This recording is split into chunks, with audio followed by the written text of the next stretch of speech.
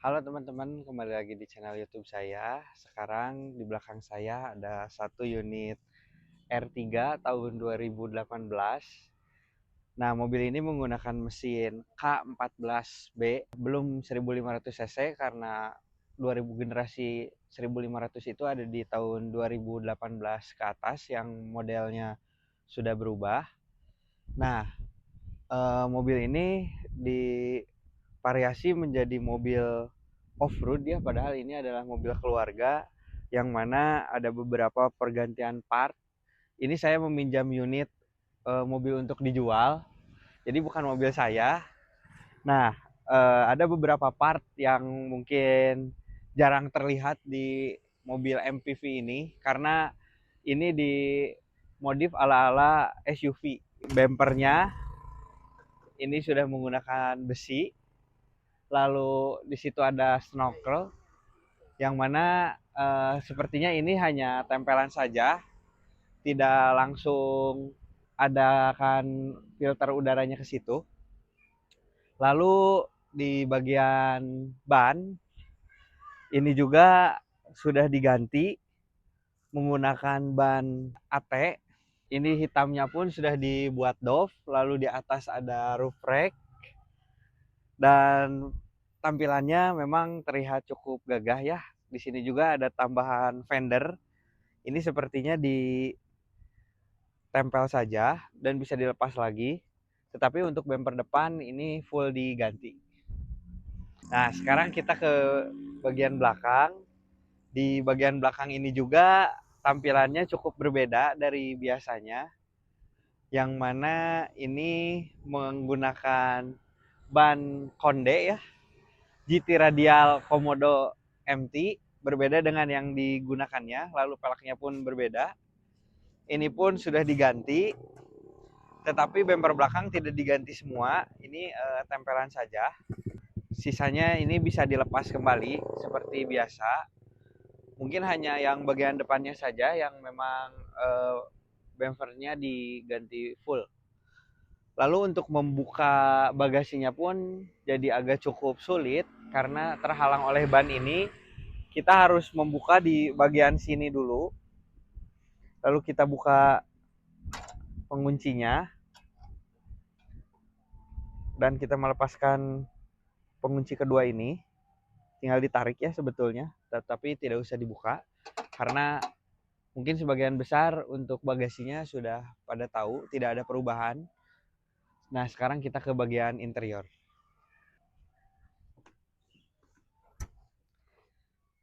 Nah, sekarang saya berada di bagian dalam dari Suzuki R3. Kebetulan Suzuki R3 ini tipenya GA, tipe terendah daripada mobil R3 ini. Untuk dalamannya masih full ori ya, tidak ada yang dirubah-rubah. Head unitnya pun masih ori bawaan dari Suzuki. Lalu di sini ada tempat penyimpanan, AC-nya pun masih puter-puteran. Di sini ada arah semburan ke kaki dan ke atas, lalu ada yang ke kaki saja, lalu ada ke defogger depan dan ini ada defogger saja. Nah, untuk di sebelah samping pengemudi, di sini ada tombol untuk mengunci dan ini ada untuk mengunci kaca. Spionnya udah retract ya. Kalau yang tahun-tahun 2012 pas awal mungkin belum retract, masih di sini ya ada putar-putarannya. Dan wipernya pun ini sudah ada wiper bagian belakang untuk GA.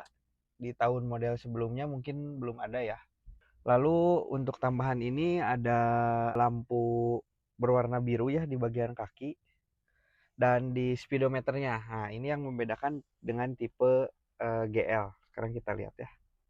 Nah, ini yang membedakan dengan tipe GL yang mana di sini tidak ada RPM, hanya saja kecepatannya saja dan modelnya pun masih sederhana ya. Tetapi ini MID-nya ada range, lalu ada kilometer per liter, ada average mengemudi, itu saja ya. Dan di bawahnya ada jarak tempuh yaitu 123 km dan ada jam juga. Nah, sekarang kita nyalakan mobil ini ya. Kita coba untuk jalan. Nah, sekarang kita coba untuk jalan dengan rasa mengemudi mobil yang sudah ditinggikan ya, jadi berubah. Posisi duduknya pun serasa lebih tinggi sedikit, meskipun tidak tinggi-tinggi amat ya, karena kan untuk kaki-kaki tidak ada yang dirubah, hanya saja mengganti bagian ban saja. Sekarang kita rasakan apakah ada rasa yang berubah dengan kaki-kaki yang sudah dirubah dari Suzuki R3 ini. Untuk rasanya masih khas dari Suzuki ya, yang mana mobil ini cukup empuk meskipun sudah ada beberapa part yang dirubah. Tidak terasa signifikan perubahannya, tapi jika dari kecepatan tinggi mungkin mobil ini akan lebih limbung dan road noise dari luar ban masuk ke dalam ya, karena bannya kan cukup tebal juga.